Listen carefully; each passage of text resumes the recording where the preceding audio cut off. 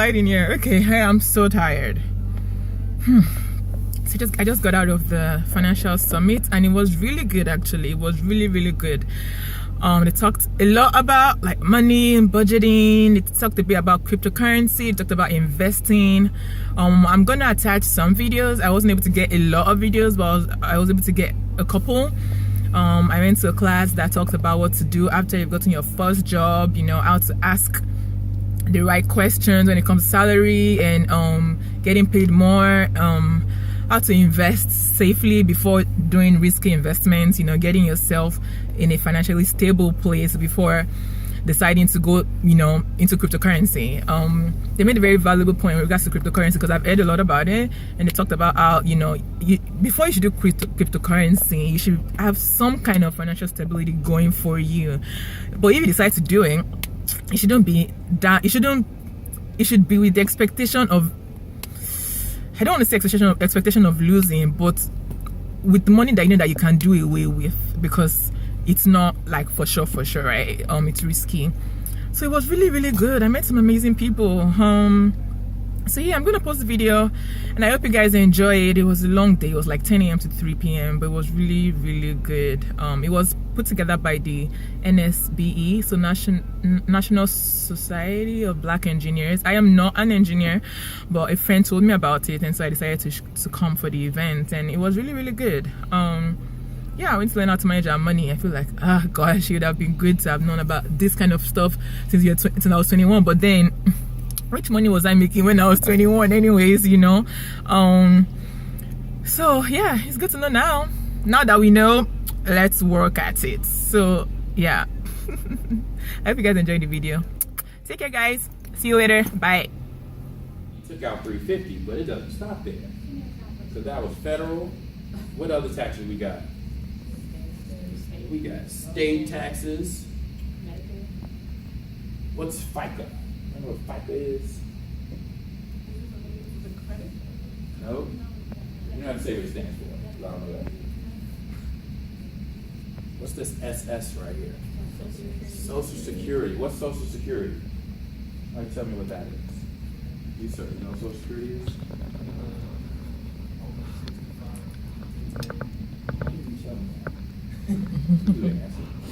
I ask a question, you know the answer. Raise your hand, people. You don't raise your hand, you're not in the game. All right? But that's exactly what it is. It's a government program that pays out retirement benefits once you hit a certain age. My grandmother's 77, she gets a check in the mail every month. God bless her. Wish I could get that check. 25 years, Lord knows where the Social Security system will be. Part of the problem is when they created it, there were more workers than retirees. So when this money comes out of our paycheck, it's not for you. Okay?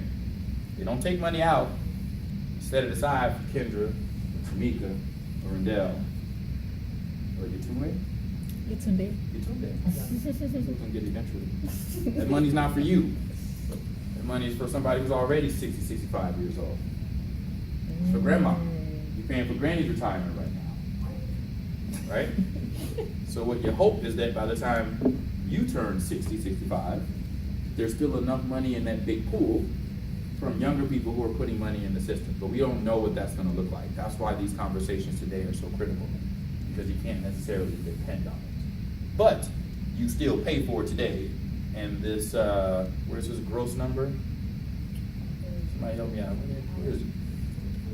There it is, $600. 600 turns into $466.34 because of all these deductions. So make sure you understand what's coming out of your paycheck.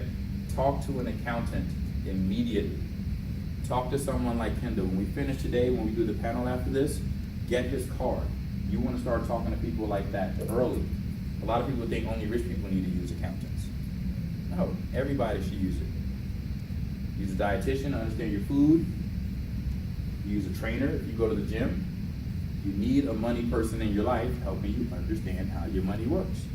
You might need an investment person, you might need an accountant, a tax person, but you need somebody helping guide you along. I work in money and I got somebody helping guide me along. At a minimum, they can be a motivator. I can get lazy with my money sometimes. So I might know what to do, that's half the battle. Doing it is really what it takes to make this happen. All right, let's move to slide 10, please. So budgeting. If I told you guys to meet me in 3 days, and I walked out of this room, what would y'all think?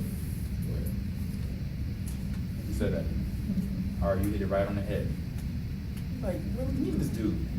It's a big world we live in, right? That's what budgeting is somewhat about. You gotta understand where are you and where you plan to go and all the steps in between. And that's what budgeting helps you with. And it doesn't have to be complicated, right? You got money coming in, literally income come in, and then you have expenses, things that you buy every single day, goods and services. So right out of school, you need to be thinking about, or in your first job already, or a couple of years out, develop a budget, design a budget. Even if you're unclear on how much you should be spending on things, start with understanding what you're currently doing. Take your bank statements, write your cash. Here's a simple exercise that sometimes tough people. Write down every single dollar that you spend. Every single dollar. I don't care if it's $1.72 on a snack, $18 on a movie, $40 on a dinner, $100 for a pair of shoes, $50 to get your hair done or haircut. Write down every single dollar you spend over the next 2 weeks. And that starts to create your budget. You don't even have to put it in any order. Just literally get a sheet of paper like this and write down everything for 2 weeks, every dollar you spend. And then what happens is you start to see where your money is going, because some of these categories have already been designed. Let's go to the next slide, please. And this is what it looks like. You're gonna have an idea of your income. Now this workshop is not about how to increase income and how to get multiple streams of income. Talk about that separately as well. But make sure you know the income that you have. You don't want to get surprised by that. It's these expenses that trip people up. Because which one of these do you want to be greater? Income. You want income to be greater. If the expenses are greater than your income, you are now in debt, people. And if I'm going to be really aggressive, debt is slavery. Debt is slavery. You don't want to be in slavery. Because what happens when your income and your expenses start to get, when they're greater than your income, the only way you can live at that point is to do what? Get that? If you make 100 but you're spending 125, where's that other 25 coming from? It's gotta come from somewhere. Somebody, some entity, some bank, some credit card, you gotta pay them back. And you start to get into things like predatory lending. Have you heard that term? What's a predatory lender? Those rates that Kendra was just talking about, right? A normal bank, normal credit card for normal credit card loan, somewhere between 10 and 20%, depending on your credit score. You start getting into the mid-20s, they're now saying to you, you're at risk. We're not sure you can pay me back. We're not sure you make enough money. We're not sure you have enough payment history. We don't have proof that you can pay back a loan when you borrow it, but we'll take a chance. But in exchange for us taking that chance, you're gonna pay us back even more than Rendell Solomon's gonna pay back. Who knows the range of credit scores? Yes, sir. Close. Any other guesses? Yes, sir. Closer. I think that's it. Might be 350. It's like 350 to 850. What do you think you want to be? 800. You want to be higher. You definitely want to be higher. Say that number again. 700. Around 700. You get to 700s, you're moving into a very different category right now. You're moving into a very different category of credit risk in terms of someone's willingness to take a chance on you. My score had dropped below 600 when I was in New York. Doing my little ditty dance. Trying to find music artists, using my credit, no income. Because my income came from artists. Artists gotta make money. Artists don't make money, I don't make money. I wasn't working full time. School loans piled up. They're racking up more debt. Credit score just crossed 800 a couple weeks ago. For all the stuff I was doing over the past 10 years to fix that. Yes, sir. Yep.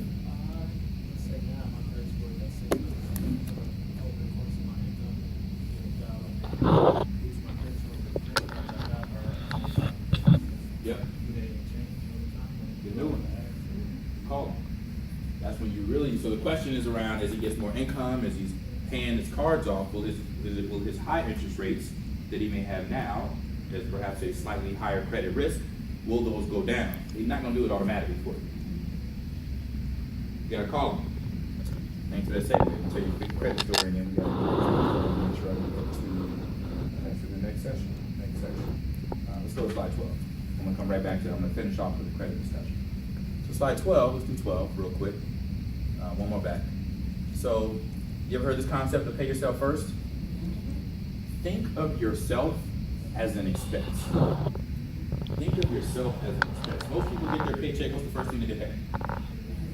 Which one though? Man, we gotta have a place to live, because we have a place to live, things get really tough out here in the streets, pun intended. But, short of, I'm gonna challenge that. Don't pay your rent first. Your rent is not as important as you are. You are more important than your rent or any other possible bill that you can pay. Pay yourself. In particular, pay your 60-year-old self. If I had more time, we'll do a little role play. I did it with some high school kids. It turned into a funny exercise of a young person talking to somebody else in the back, pretending like they were talking to their 60-year-old self. And ask 60-year-old self, how you doing? So I want you guys to do that at home. It's homework assignment, okay? You gotta tell me about that conversation. I'm not playing. Look in the mirror. Go home, look in the mirror and say, self, how you doing? Out in 19, whatever, how many years before you turn 60 years old? Figure you all, what, 20, 25 in here? Now, let's just say everybody's 25, right? Me 25. Everybody, I'm 25. So that's 35 years from now, we'll be 60. Everybody in the room is gonna be 60 years old.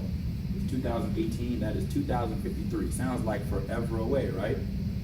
Look in the mirror, that's you in 2053 looking back at yourself. What are you gonna ask them about how they're doing? Where do you want them to be? Where do you want them to be living? Where do you want them to be eating? Where do you want them to be driving? Where do you want them to be traveling? Where do you want them to be getting their kids and grandkids? Ask them. And write down what you want them to say back to you. That becomes your destination.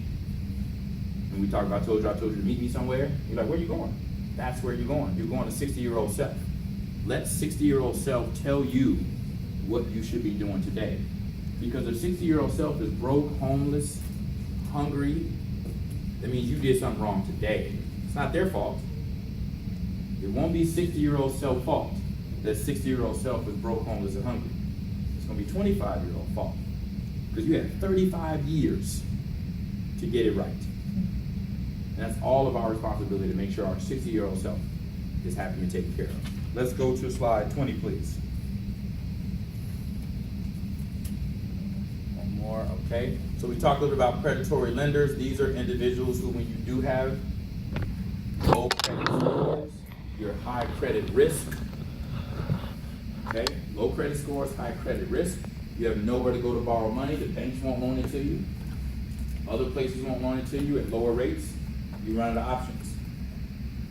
I'm using a big word for something you guys see every day in your goods. Check cashing. Title lenders. Pawn shop. Those are predatory lenders. What they say is, we'll loan you that $2,000 real quick. You hear the commercials only on black radio stations. Making me sad and upset just to sit here and remind myself about it. You only hear that on black radio stations in certain neighborhoods. You also only see those predatory lenders in certain neighborhoods. Why? That lender knows that that community is a 500 level credit score. John O'Brien, gentleman who founded Operation Hope, talks about that all the time. His mission is to eradicate global poverty. So if you're a business and you want to make money, you're looking for customers. Your customers are people who don't know how to manage money. How perverse is that? Their entire business model is predicated on finding people who do not know how to pay money back. Think about it. So you go get $1,000 from them. You owe them maybe $1,500 in the next couple of weeks. What happens in a couple of weeks with that individual? Do they have their $1,500? Nope. So what do?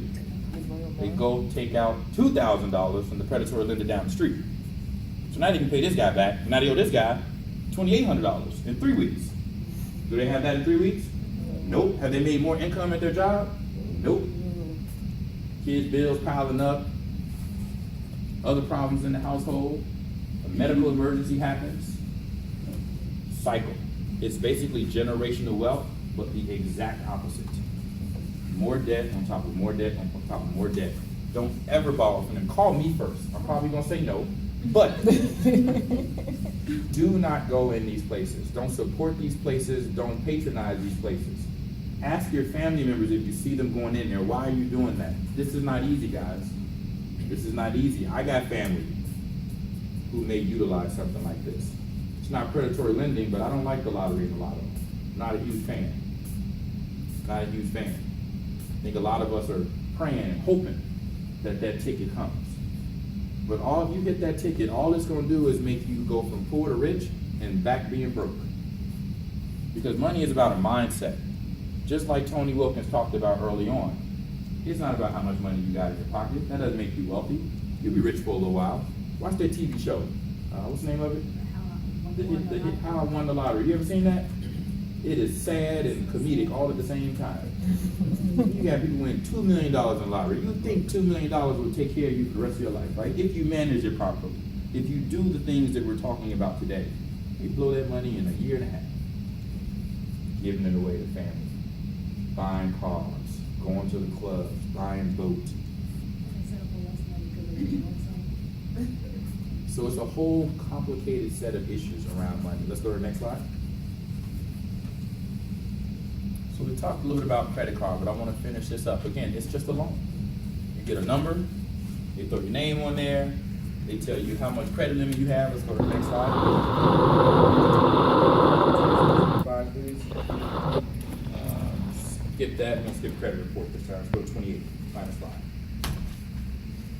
So these are some of the characteristics of a credit card. The ones you need to pay attention to the most are the annual percentage rate. That is the percentage extra that you pay on top of the money that you borrow if you don't pay it back within usually a month. If you pay it back within a month, usually no extra fee. You wait longer than a month, they start tacking on this extra percentage. I have one as low as 12%. Some card I just showed you is 16%. Not terrible nowadays. But to your point, what's your name, sir? Joe. When I left New York, so then credit period, by the way, come back to New York, credit limit is how much I can charge on there. And then the balance is not listed up there, but balance is how much I have spent to date. So those are really the three key items. The credit limit, how much you can spend, the annual percentage rate, how much they're going to charge you for using that money, and then your balance is how much you have used of that limit. Okay? The rule is you want that balance to be no more than 10% of your limit at any given time. Meaning if you got a $5,000 credit card, what's the max amount you want to spend on it at one time? $500. Pay it off, reuse it, keep collecting those points. When I left New York, I had a Discover card, true story. Credit limit was $5,000, the balance was $5,500. How's that math work? She's like,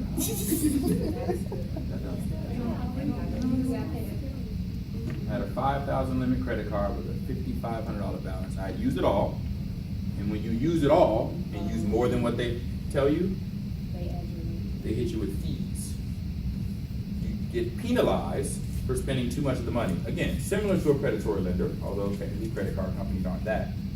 But it's similar. Oh, you used up too much of your money. We're going to charge you even more now. So what's the definition of too much? Over 5,000? Anything over 5,000. Once you they go, will let you do over 5,000, even 5,000. Oh, they will definitely let you. Wow. Now you can set it up now to not allow that to happen. There are systems in place now. You can tell the bank, do not, even if I go try to use it, don't let it happen. But before, yeah, go ahead, buy that, buy those clothes, buy those shoes. And now you're going to pay us an extra $35 a month as long as it's over the 5,000. Okay, so that happened to me. Then my APR, the percentage rate, which is around 15, they penalize you again. They say, okay, not only are we going to charge you a fee for going over the limit, we're going to increase the percentage that you owe us back. And that number did go up to 29%. That means for every $100 I spent, I owed them 30, basically. And I didn't have any money, so I just didn't pay it. They would call. I recognized the 800 number coming from them. I was good friends with Discover Card. And that went on for about 1.5 years until I finally decided to have a conversation to get it fixed.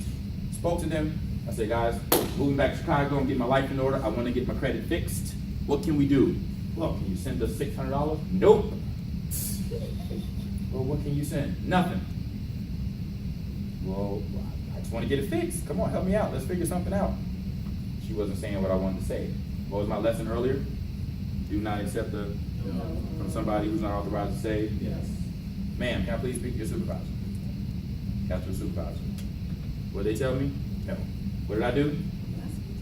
Can I speak to your supervisor? I did that 5 times, guys. Wow.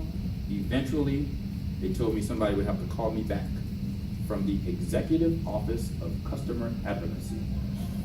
That is a fancy word for we have found one that understands the system, y'all. Now we got to call them back and fix it. Because they know that most of us, especially poor people, especially black people, and oftentimes women, are afraid.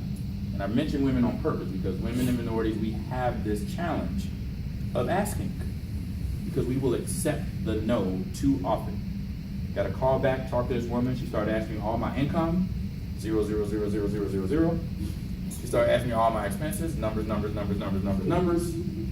And she was like, all right. She was like, this doesn't sound good. But then we worked it out.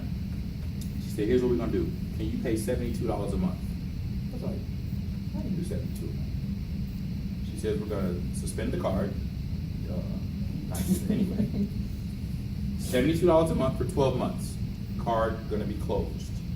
You get that, you can do 72 a month for 12 months, we'll come back and revisit how we can fix it. And then I think they even lowered the APR to 9.99, so it wouldn't keep racking up. They waived like months of that $35 fee I told you about. All right, so now I'm trying to get it fixed. I'm back in Chicago working. I paid down probably $3,000 of it. But they were gonna jack me right back up to the high rate because I didn't get it all paid off in that year. I called up my person. I had an individual at the Discover card at this point. I was like, hey, I thought we were gonna work this out. You see I'm paying? It's not gonna help you because if you do that, I'm not gonna be able to pay it. So you're not gonna get no money, my credit gonna be messed up. Can we come up with a win-win here? They agreed to keep my APR at 9.99, reinstated the card so I could use it again, and increase my limit. All because I asked. Now, that doesn't include you from having to pay it off. You still gotta pay. You can't get around paying. But I asked the question. One more credit story, and I think we gotta get out of here. This Chase Southwest card right here. I wanted a higher limit. Now, there was nothing wrong with this card, by the way. At this point, my credit's better, my score's above 700. I just want more stuff now, just to ask for it. So I wanted my limit to go higher. Not so much that I could go out and spend more money on it, but when your limit goes up and your balance stays the same, what does that mean? What has happened now? Income is down. Exactly. Debt to limit ratio. Remember, what's the percentage we want to keep this at? 10%.